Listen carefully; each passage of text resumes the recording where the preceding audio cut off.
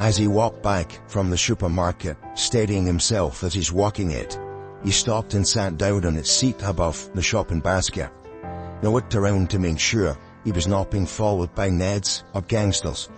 He despaired at the disaster Glasgow had become. They had opened another clean drugs room on the Martin Road. A contradiction in terms if ever there was one, he thought. A long queue meandered outside the place.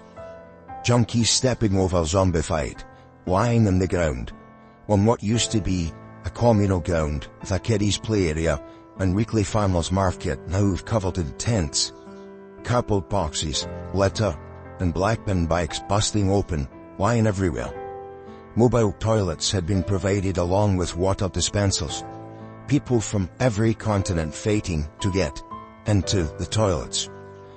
The chemists are noble areas. Dumbarton Road and a noble area for ordinary people. People have been mugged and assaulted. This was his thought walking it. The first two had been stolen along with his shopping. He had a bloody nose and a fractured wrist trying to stop them. The supermarkets are safe with many security guards in the shopping areas. They have batons and teasers. They make the beggars sitting outside the shops move on as they threaten ordinary people. They knew this was going to happen. They were warned this was going to happen. He stood up and began walking towards his close. His ground floor flat had seemed like a godsend when he got it. He could see his car outside parked in his disabled space at all times. No problem getting out and about.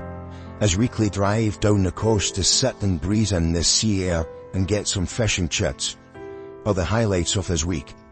Especially when Sarah, his next-door neighbour, could manage to come with him. But that's all finished now, since they banned all over 70s from driving. No fresh air for him anymore. Just the perpetual stench of toffee apple and vinegar now. His upstairs neighbours from Albania had reported him to the police for hate speech. Even though he don't speak English, he wondered what it was he was supposed to have said. Sarah has passed now. He missed her. He missed her laugh. The stress of living was too much for her. The anxiety caused by perpetual fear was overwhelming for her sensitive and intelligent soul. He missed her yearly holiday in Mallorca. The abolition of air travel for ordinary people stopped all that. It's funny, he thought. The climate crisis didn't happen. There are numerous reputable scientists who said that was all nonsense, and now referred to as they disappeared. But it's too late now. It's been suggested that all women should wear headscarves and face coverings, just so nobody is offended by anything. They say it'll be a lot simpler through integration if all sections of the community adhere to this. Anybody who objects will be reported from anti-integration hate speech.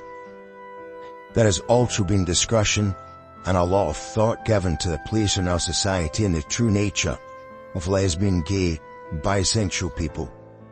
The trans experts have stated that it's self-evident that LGBT people should have gender realignment surgery, as their same-sex attraction obviously means they're in their own body and should be subject to hormone therapy and surgery. Anyone who refuses will have their rights of citizenship revoked, just as all miscreants. The one good thing to have happened recently, he thought, was that depression has been included within the qualifying criteria for assisted dying. He thought he could make a good case for his qualification, just as Sarah had. Yes, enough is enough. His life wasn't worth living. He had no life. He had no freedom.